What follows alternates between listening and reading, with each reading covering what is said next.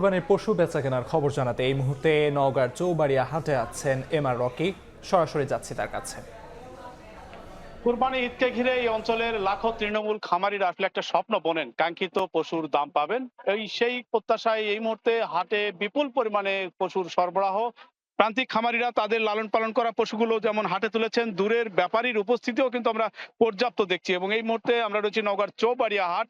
এই হাটটি এই অঞ্চলের অনেক উল্লেখযোগ্য বড় হাট এবং আজকে এই হাটটি শেষ হাট। এই কারণে হাটে বিপুল পরিমাণে পশুর সরবরাহ। বাহারি রঙের বাহারি জাতের এই গরুর দরদাম হাঁকছেন। দুপুর পর থেকে দেখছিলাম বেশ কিছু গরু বিক্রি হয়েছে, তারপরে অসংখ্য গরু কিন্তু এই মুহূর্তে রয়ে গেছে এবং যারা গরু কিনবেন আসলে শেষ মুহূর্তে একটা কম দামের প্রত্যাশায় তারা এই দরদাম হাঁকছেন। অন্যদিকে যারা খামারি বা যারা এই ব্যাপারী তারা বলছেন যে গরুর একটা কাঙ্ক্ষিত দর না হওয়া পর্যন্ত তারা আসলে ছাড়তে পারছেন না। এবং এবার বাজার ব্যবস্থাপনায় আমরা দেখছিলাম 100 কেজি বা 110 কেজি ওজনের একটি গরুর দাম হাঁকা হচ্ছে 1 লাখ টাকা বা 1,10,000 টাকা। পাশাপাশি যেগুলি দৃষ্টিনন্দন বড় গরু, সেই গরুগুলোর দরের জায়গাটায় কিন্তু আরেক দফা বেশি, তবে মাঝারি ষাঁড় গরুগুলো বেশি বেচে কেনার চাহিদা এখানে শীর্ষে রয়েছে।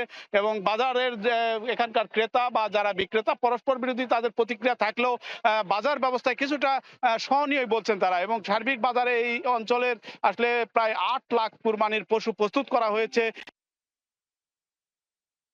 রয়েছে খুবই নগণ্য। তারপরে দেশের বিভিন্ন প্রান্তে ছড়ানোর জন্যই কিন্তু এই মুহূর্তে এই হাটগুলোতে তুলছেন।